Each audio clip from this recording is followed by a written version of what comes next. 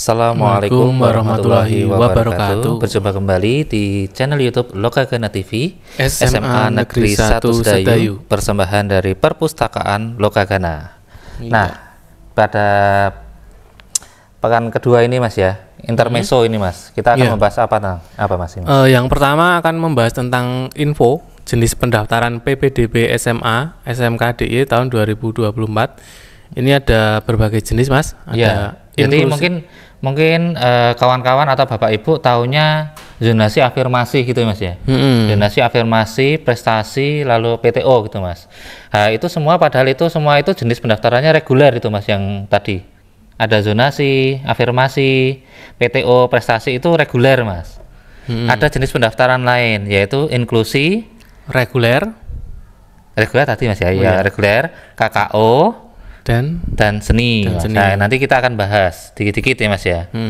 Lalu yang kedua kita akan bahas tentang apa Mas? Tentang sekilas ini Mas, ketentuan data kependudukan PPDB jalur zonasi. Nah, berhubung ini masih pekan-pekan cek NIK ya Mas ya. Ya, masih cek NIK ini. Sampai 6 Juni ya Mas ya, sampai 6 Juni dari mulai tanggal 23. Mungkin kawan-kawan atau Bapak Ibu ada yang masih bingung, cek NIK itu untuk siapa? Cek NIK itu untuk semua calon pendaftar yang berdomisili KKDIY ya Mas ya. Iya. Itu.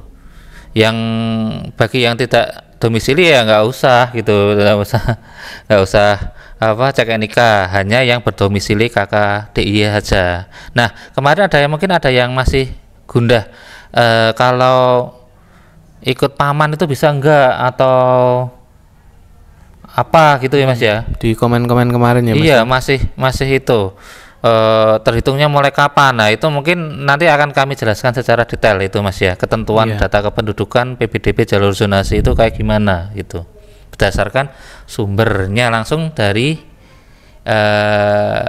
surat keputusan Kepala Dikpora tahun 2024 gitu. Nah, kita langsung bahas aja Mas ya. Ya, ini dibalik dulu ya Mas ya. Nah, mungkin bagi kawan-kawan atau Bapak Ibu yang belum tahu cara cek NIK, kan ini masih pekan-pekannya ya Mas ya, sampai 6 Juni.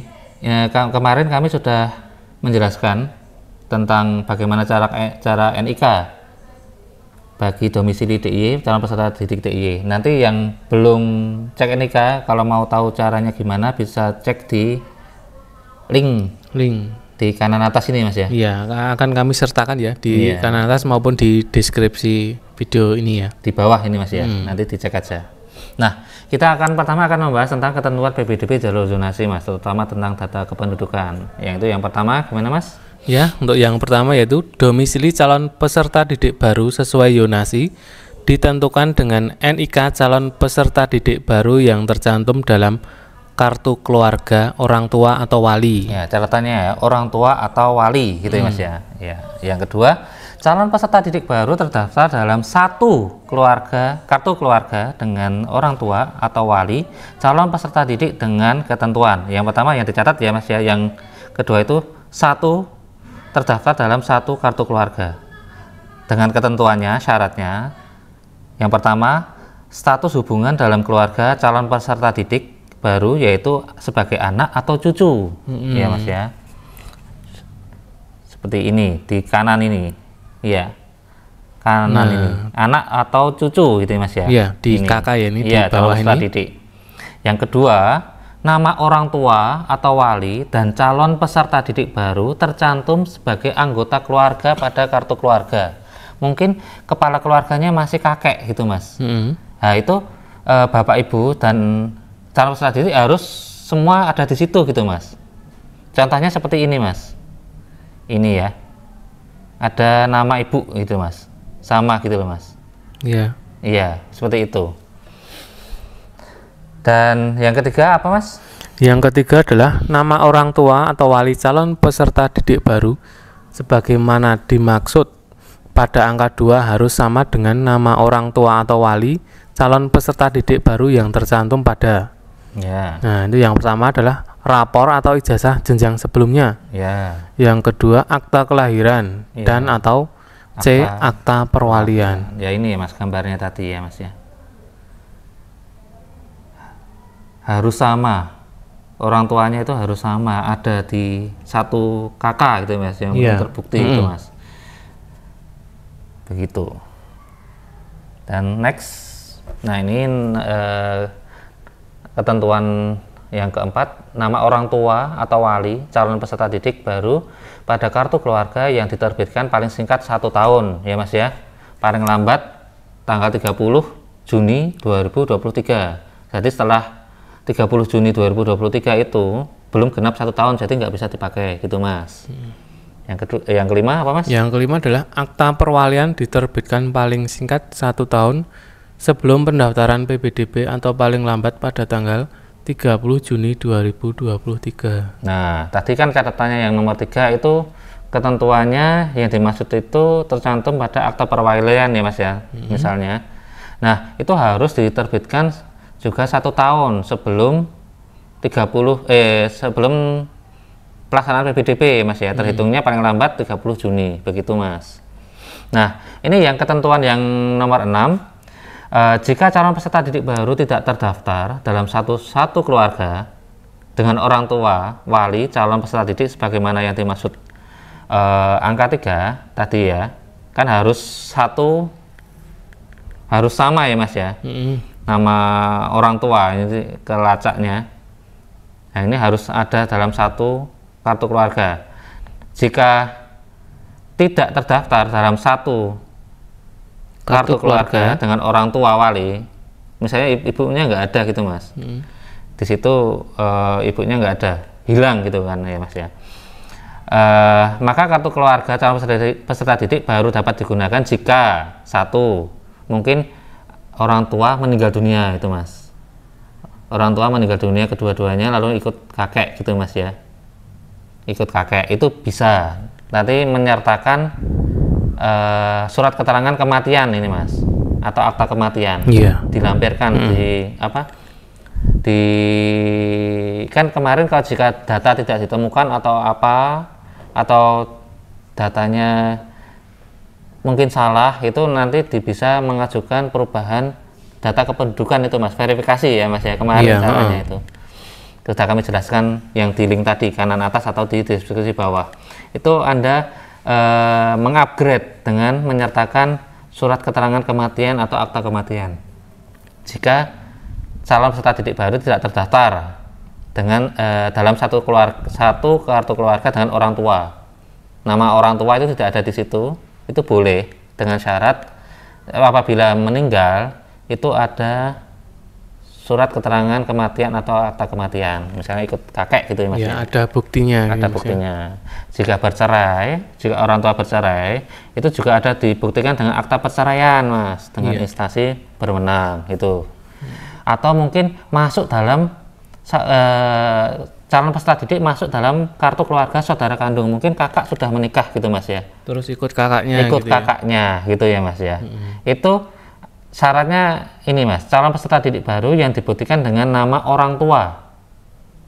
Calon peserta didik baru sama dengan nama orang tua kepala keluarga. Ya itu. Kemungkinan kan kalau punya kakak cowok itu Mas ya. Kakak cowok lalu kakak cowoknya sudah menikah, bapak ibunya meninggal, ikut ke kakaknya. Itu bisa dipakai itu Mas. Bisa dipakai. Jadi syaratnya harus sama, orang tuanya sama. Satu saudara kandung gitu Mas, satu kandung, bukan saudara ipar atau apa ya gitu Mas ya, harus saudara kandung. Nah ini catatannya apa Mas tadi Mas? Nah ini catatannya adalah apabila calon peserta didik baru tidak memenuhi ketentuan terkait status hubungan keluarga, calon peserta didik baru dapat mengajukan perubahan domisili kembali ke kartu keluarga orang tua kandung secara dalam jaringan atau online melalui website atau laman ppdb.jogjaprov.go.id pada tanggal 20 Mei sampai dengan 6 Juni 2024. Ya, dan calon peserta didik baru memiliki status hubungan keluarga dalam KK sebagai famili lain ya Mas ya, contohnya seperti gambar ini. Itu calon peserta didik baru tersebut tidak dapat melampirkan bukti akta perwalian, akta kematian maupun akta perceraian tadi ya Mas ya, 3 itu Mas ya. Maka calon peserta didik baru wajib melakukan pengajuan perubahan data pada cek NIK ini Mas. Proses cek NIK ini di laman verifikasi guna untuk mengembalikan data domisilinya sesuai dengan kakak orang tua atau wali gitu Mas. Jika kakak orang tuanya masih di Jogja, itu nanti domisilinya pengajuan perubahannya balik lagi ke misalnya nebeng ke paman gitu Mas ya. Nebeng ke paman itu kan keterangannya famili lain gitu Mas. Itu nggak dianggap. Itu harus melakukan perubahan data gitu Mas. Perubahan data. Misalnya dicek di NIK ini misalnya datanya sebagai famili lain. Nah, itu harus kembali ke orang tua melakukan verifikasi ya Mas ya. Balik ke orang tua kandung gitu Mas. Kakaknya orang tua kandung ya. Nanti Anda seleksi jalur zonasinya itu ngikut ke kakak orang tua gitu Mas, bukan ke kakak paman gitu Mas. Atau famili lain gitu ya Mas. Iya gitu Mas. Nah yang terakhir apa Mas ini keterangannya? Yang terakhir adalah domisili calon peserta didik baru berdasarkan alamat pada kartu keluarga yang diterbitkan paling singkat 1 tahun sebelum pendaftaran PPDB atau paling lambat pada tanggal 30 Juni 2023. Nah, bagi yang belum genap berarti tidak bisa dianggap ya Mas ya. Nah, pakai yang dipakai sebelum cut off-nya 30 Juni gitu. Dan ada catatannya ini. Ada catatannya adalah perubahan domisili ini hanya untuk kepentingan PPDB dan tidak merubah data kependudukan yang terdaftar dalam admin induk atau di Sukcapil gitu Mas. Ini untuk hanya kepentingan untuk PPDB saja ya Mas. Jadi nggak perlu sampai di Sukcapil gitu Mas. Sebatas untuk PPDB saja ini. Catatan ya. Kawan-kawan. Nah, ini cukup sekian aja Mas yang untuk cek NIK, yang data kependudukan ya. Ini cuma menerangkan yang kemarin bagi lebih detailnya lagi nih Mas. Ya. Dan ini selanjutnya kita akan bahas tentang apa Mas? Jenis pendaftaran PPDB Mas ini. Nah, tadi sudah dijelaskan bahwa pendaftaran PPDB itu ada 4, reguler, inklusi, KKO, dan seni. Dan mungkin bagi kawan-kawan yang itu tadi mungkin mengenalnya cuma zonasi, afirmasi, PTO maupun prestasi, itu jalur ya, bukan jenis nih Mas ya. Dan itu yang afirmasi, zonasi, PTO, prestasi itu jenisnya masuk dalam PPDB sekolah reguler gitu Mas. Nah, ini dipersiapkan secara terbuka untuk calon peserta didik baru yang akan melanjutkan SMA maupun SMK gitu. Sedangkan yang inklusi kayak gimana Mas itu Mas? Itu yang inklusi yaitu diperuntukkan bagi calon peserta didik baru penyandang disabilitas yang memungkinkan dikembangkan potensinya dan tidak mengalami hambatan komunikasi, perilaku dan intelektual atau akademik. Nah, itu mungkin bagi kawan-kawan disabilitas yang bisa mengikuti jalur reguler atau bisa mengikuti kelas reguler itu Mas. Itu diperkenankan melalui masuk ke sekolah reguler, tapi ini Mas masuknya ke jenis pendaftaran kelas inklusi. Itu Mas. Nah, itu kuotanya 2 per rombel itu Mas. Rombongan kelas gitu. Satu kelas tuh 2 ya Mas? Iya, kuotanya gitu. Dan yang ketiga PPDB sekolah penyelenggara kelas khusus olahraga atau KKO itu diperuntukkan bagi calon peserta didik baru yang memiliki minat bakat bidang olahraga atau memiliki prestasi kejuaraan di bidang olahraga khusus olahraga gitu Mas. Dan yang keempat adalah PPDB sekolah seni ini Mas ya. Diperuntukkan bagi calon peserta didik baru yang memiliki minat dan bakat di bidang seni dan atau memiliki prestasi atau kejuaraan di bidang seni Mas. Nah, ini khusus seni Mas. Ya, Jogja itu ada sekolah KKO dan ada sekolah seni Mas. Sekolah seni, khusus seni, sekolah khusus seni, ada sekolah yang membuka kelas khusus olahraga gitu Mas. Begitu. Nah, ini kami bahas yang pertama tentang inklusi Mas. Nah, cara pendaftarannya gimana itu Mas? Untuk yang inklusi, cara pendaftarannya adalah dilaksanakan secara langsung di sekolah tujuan ini Mas. Berarti offline ya Mas ya? Offline. Langsung sekolah tujuan yang akan dituju gitu Mas. Dan yang kedua, cara pendaftarannya yang pertama adalah nilai rapor semester 1 sampai semester 5 jenjang SMP, SMP LB luar biasa itu Mas ya. MTS paket B Wusta gitu. Dan yang kedua, fotokopi ijazah STB yang dilegalisir dan menunjukkan aslinya, atau surat keterangan lulus atau tamat, atau surat keterangan dari sekolah yang telah ditandatangani oleh kepala sekolah yang menyatakan bahwa peserta didik tersebut adalah peserta didik kelas 9 jika belum memiliki ijazah atau SKL. Yang ketiga apalagi Mas? Yang ketiga adalah surat keterangan atau rekomendasi hasil asesmen dari dokter atau dokter spesialis, psikolog dari pusat layanan autis, unit layanan disabilitas, fasilitas kesehatan, lembaga psikologi profesional yang menyatakan bahwa anak yang bersangkutan berkebutuhan khusus dan mampu belajar di kelas reguler maupun program keahlian atau konsentrasi keahlian Nah, tertentu. ini yang paling penting ini Mas ya. Ada surat ya Mas? Ada rekomendasi dari dokter bahwa mampu belajar di kelas reguler gitu Mas. Memberi kesempatan itu Mas. Iya. Memberi kesempatan bagi yang kaum disabilitas untuk bisa sekolah atau belajar di kelas reguler gitu Mas. Iya. Ini penting, yang paling penting yang C ini ya Mas ya, poin C. Dan poin D adalah fotokopi KTP orang tua wali dan kartu keluarga kakak yang dengan menunjukkan aslinya. Berarti bawa fotokopi dan bawa aslinya, bawa aslinya. Karena ini secara offline ya Mas ya. Datang langsung ke sekolah ya. Sekolah yang akan kawan-kawan atau Bapak Ibu tuju gitu. Iya. Dan terakhir adalah apa Mas? Yang terakhir adalah pas foto ukuran 3x4 berwarna sebanyak 4 lembar nih Mas ya. 4 lembar. Berwarna ya Mas, jangan berwarna. Ya, itu. Nah, ini tata cara seleksinya. Cara seleksinya yang pertama adalah dilaksanakan secara luar jaringan atau offline tadi Mas ya, di sekolah tujuan. Yang kedua dilaksanakan sebelum pendaftaran reguler. Ya ini Mas. Pekan ini. Kalau yang reguler kan baru tanggal 13 itu Mas. Pengajuan akun 13 Juni. Nah, yang inklusi itu sekarang ini Mas. Iya, dimulai dari sekarang ini. Maka ini keterangannya ya. Sebelum pendaftaran reguler dengan penentuan seleksi didasarkan pada pendaftar lebih awal dengan mempertimbangkan surat rekomendasi asesmen ya Mas ya tadi ya Mas. Makanya penting ya Mas ya. Surat rekomendasi asesmen dari dokter atau psikolog.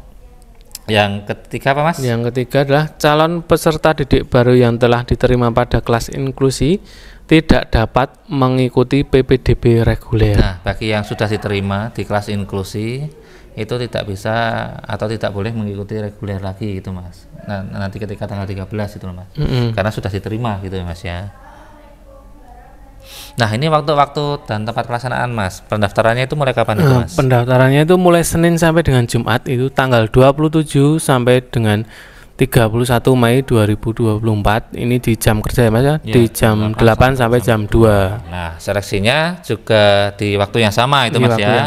Jam 8 sampai jam 2. Untuk pengumumannya tanggal kapan Mas? Jumat 7 Juni 2024. Nah, makanya tadi Mas ya, yang sudah keterima itu nggak mungkin daftar reguler, karena yang reguler baru daftar tanggal 13 itu Mas, pengajuan akun gitu. Nah, itu langsung didaftar ulang itu Mas. Nah, ini pada tanggal 10 sampai dengan 12 Juni 2024. Ini waktunya agak beda Mas nih, jam 8 sampai jam 1 siang. Ya, lebih awal ya Mas ya tutupnya ya Mas ya. Karena itu sudah diumumkan itu langsung daftar ulang, beda dengan yang reguler itu Mas ya, masih lama kalau reguler. Dan itu ini mengirim hasil seleksi ke dinas itu dari pihak sekolah itu Mas. Dari pihak sekolah ini? Iya, dan tempat dan sekolah dituju. Yang kelima pengumuman apa Mas? Pengumuman peserta didik baru kelas inklusi dilakukan di sekolah maupun dilakukan secara daring atau online di website ppdb.jogjapro.go.id. Nah, nanti di web PPDB itu ada keterangan Mas, afirmasi itu ada tandanya gitu Mas. Nah, jadi ini inklusi itu masuk ke kelas afirmasi Mas. Jalur afirmasi, kan zonasi afirmasi itu Mas. Iya.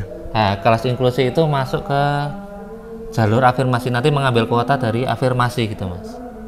Begitu. Jadi nanti besok ketika PPDB di listnya jalur afirmasi itu yang kelas inklusi sudah masuk itu Mas. Nanti paling atas sendiri itu biasanya ada tandanya. Begitu. Dan ini yang kedua. Pelaksanaan PPDB sekolah penyelenggara kelas khusus olahraga. Itu proses pendaftarannya dilaksanakan secara Proses pendaftaran PPDB sekolah penyelenggara kelas khusus olahraga dilaksanakan secara langsung di sekolah penyelenggara. Yang kedua, calon peserta didik yang telah diterima di kelas khusus kelas olahraga. Yang ketiga, KKO tidak dapat mengikuti PPDB sekolah reguler, ya, sama kayak inklusi tadi. Dan informasi selengkapnya di SOP itu Mas ya. Iya. Dan kayaknya ini sudah selesai Mas. Lebih dahulu sebelum inklusi ini sudah mulai proses itu Mas, testingnya. Nah, ini untuk diketahui, Java sekolah yang membuka kelas khusus itu ada tiap-tiap kabupaten di DIY itu ada perwakilan sekolahnya itu Mas ya. Iya. Kalau di Jogja SMA 4, Bantul itu Sewon sama Pundong itu Mas, Kulon Progo Pengasih sama Lendah, Gunung Kidul di Tanjung Sari sama Pelayan, Sleman itu Ngagrik sama Sayegan itu Mas. Begitu. Tapi untuk pelaksanaannya sudah mulai dahulu ini Mas. Kalau daftar sekarang sudah telat itu. Begitu. Iya. Nah, ini langsung ke yang Sekolah seni ya. Ya, sekolah seni. Yaitu dilaksanakan oleh sekolah penyelenggara ya Mas ya. Sama sekolahnya langsung. Nah, sekolahnya di DIY itu ada 3 Mas yang khusus seni. SMK 1, SMK 2, SMK 3 Kasihan. Iya. Di daerah Bukisan itu Mas. Iya. Begitu. Satu komplek ini Mas. Iya, komplek itu. Satu komplek. Dan ini sudah diterima di seni itu tidak dapat mengikuti reguler. Namun yang tidak diterima bisa daftar di reguler itu Mas. Iya. Nah, informasi selengkapnya itu syarat maupun cara pendaftaran dan lain dapat disimak di SOP Juknis 0841-Kepka-24 yang linknya ada di kanan atas ini Mas, atau di deskripsi bawah. Nanti silahkan cek. Nah, untuk diketahui ini untuk pendaftarannya tanggal berapa itu Mas untuk sekolah seni Mas? Masih bisa ini kayaknya. Ya, untuk pendaftaran sekolah seni yaitu Senin sampai Jumat tanggal 29 April sampai dengan 3 Juni 2024. Oh, lama itu Mas ya berarti pendaftarannya dari bulan kemarin tuh Mas. Iya. Sampai 3 Juni, ingat ya. Masih bisa ini kalau yang seni. Tadi KKO nggak bisa. Nah, itu dilaksanakan secara online pada di website sekolah masing-masing. Sekolah ya, masing-masing ini. Ini kanannya ini. Di DIY ada 3 ini, sekolah seni khusus. Nah, dan tes bakat minatnya ya ini Mas, tanggal 29, 30, 31 Mas, diingat ya Mas ya. Mulai Rabu besok itu Mas sampai tanggal 3 ini Mas ya. Begitu, dilaksanakan secara offline ya Mas ya, jam 8 sampai 14. Dan pengumumannya tanggal 7 sama kayak inklusi ya Mas ya, pengumumannya. Ini di sekolah masing-masing. Di sekolah ya, masing-masing. Inklusi juga itu. Nah, daftar ulangnya sama juga dengan inklusi 10 sampai 12. Pukul 8 sampai pukul 1 siang. 1 sama ini Mas ya, tadi dengan inklusi. Dan pengumumannya paling lambat daftar ulang pengiriman. Oh, ini pengiriman buat sekolah ini Mas ya. Ini tanggal 12 ini Mas. Nanti hasilnya langsung dikirim di dinas itu Mas, laporan. Nah, untuk pelaksanaan PPDB secara reguler nanti mungkin akan kita bahas besok-besok ya Mas ya. Ketika waktunya aja. Kalau dijelaskan sekarang nanti lupa lagi ya Mas ya. Lupa lagi karena ya itu mengingat waktu PPDB itu lama, sudah dijelasin mungkin lupa. Lebih baik kami jelaskan ketika waktunya besok gitu. Iya, mendekati ya Mas ya. Mendekati waktunya. Mendekati waktunya. Nah, ini sumber referensinya Mas ya, SOP Juknis dari Kepala Dinas Dikpora DIY nomor 0841-Kepka-2024 itu bisa dicek ini di deskripsi bawah ini Mas. Iya. Lebih lengkap itu Mas. Bisa kawan-kawan bisa membaca lebih detail itu Mas. Kami cuma menjabarkan sama meringkas ini. Meringkasnya. Ya. Begitu. Nah, terima kasih. Terima gitu, kasih. Nah, ini pesannya gimana Mas itu Mas? Untuk ya itu ya Mas ya. Kalau bisa subscribe ini Mas ya, YouTube ini Mas. Iya, untuk minggu-minggu ini ya Mas akan kami sampaikan informasi terkait PPDB ya Mas. Ya, silahkan subscribe dan nyalakan lonceng supaya update ketika kami memberitahukan ada notifikasi di HP Anda gitu Mas. HP kawan-kawan begitu. Dan untuk data atau update itu bisa juga dilihat di website SMA Negeri 1 Sedayu di www.sman1sedayu.sch.id/ppdb atau bisa lewat Twitter @sman1sedayu_BTL gitu. YouTube ini juga gitu Mas ya, persembahan dari Lokagana, Perpustakaan Lokagana SMA Negeri 1 Sedayu, dan terakhir bisa lewat IG @sman1sedayu begitu Mas. Iya, sangat komplit ya informasi yang akan disampaikan kita nantinya ya. Iya. Kami membahas ini per apa ya? Per sub menu. Per sub ya Mas ya. Iya. Ketika waktunya aja Mas, nanti kita akan share ya. Soalnya takutnya nanti percuma Mas kita share secara gamblang, nanti ya banyak yang tanya itu, sama udah dijelaskan tanya. Jadi silahkan subscribe. Nanti ketika waktunya, misalnya ketika verifikasi data, verifikasi berkas, nanti kita akan share juga tentang Verifikasi berkas. cara verifikasi berkas gitu Mas, atau mungkin pengajuan akun itu nanti tanggal 13 ya, akan kami share tanggal 13 juga Mas, supaya kawan-kawan lebih enak gitu mencari sumber informasi, mengikuti itu Mas ya, supaya lebih segar juga ingatannya gitu Mas, begitu. Iya, begitu kira-kira ya. Ya.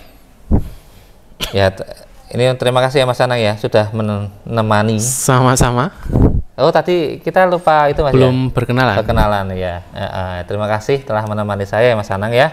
Iya, terima kasih juga sudah membantu saya Mas Setio Marwanto untuk menyampaikan informasi ini. Ya, dan kami undur diri. Apabila ada kata yang salah atau pribadi, kami mohon maaf ya Mas ya. Iya. Terima kasih.